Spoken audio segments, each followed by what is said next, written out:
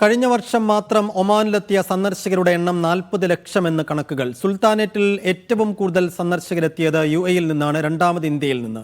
വിനോദസഞ്ചാരികളെ ആകർഷിക്കുന്നതിനായി ഇന്ത്യൻ നഗരങ്ങളിൽ ഒമാൻ വിനോദസഞ്ചാര മന്ത്രാലയം നടത്തിയ പ്രൊമോഷണൽ ക്യാമ്പയിന് വലിയ സ്വീകാര്യത ലഭിച്ചിരുന്നു.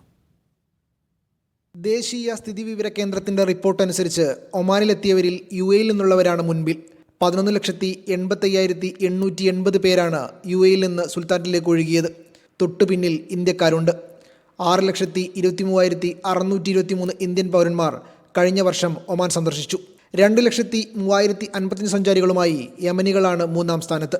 ഇന്ത്യൻ വിനോദസഞ്ചാരികളെ ആകർഷിക്കുന്നതിനും ടൂറിസം സാധ്യതകൾ പരിചയപ്പെടുത്തുന്നതിനും ഇന്ത്യൻ നഗരങ്ങളിൽ ഒമാൻ പൈതൃക വിനോദസഞ്ചാര മന്ത്രാലയത്തിന്റെ പ്രൊമോഷണൽ ക്യാമ്പയിൻ അടുത്തിടെ നടന്നിരുന്നു.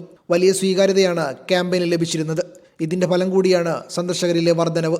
ഒമാനി ചരിത്ര പൈതൃകം, പ്രകൃതിരമണീയമായ ടൂറിസം സാധ്യതകൾ, വിവാഹങ്ങൾ, ഇവന്റുകൾ, കോൺഫറൻസ്, എക്സിബിഷൻ ടൂറിസം തുടങ്ങി ഒട്ടനവധി ടൂറിസം സാധ്യതകൾ പ്രോത്സാഹിപ്പിക്കുന്ന ലക്ഷ്യത്തിലായിരുന്നു ക്യാമ്പയിൻ. അതേസമയം കഴിഞ്ഞ വർഷത്തെ ഖരീഫ് സീസണിൽ ദോഫാറിന്റെ പച്ചപ്പും സൗന്ദര്യവും കാണാനെത്തിയത് 10.5 ലക്ഷം സന്ദർശകരാണ്. ജൂൺ 21 മുതൽ സെപ്റ്റംബർ 21 വരെയുള്ള കാലയളവിലാണ് ഇത്രയും സന്ദർശകർ ദോഫാറിലെത്തിയത്. Media 1, Muscat.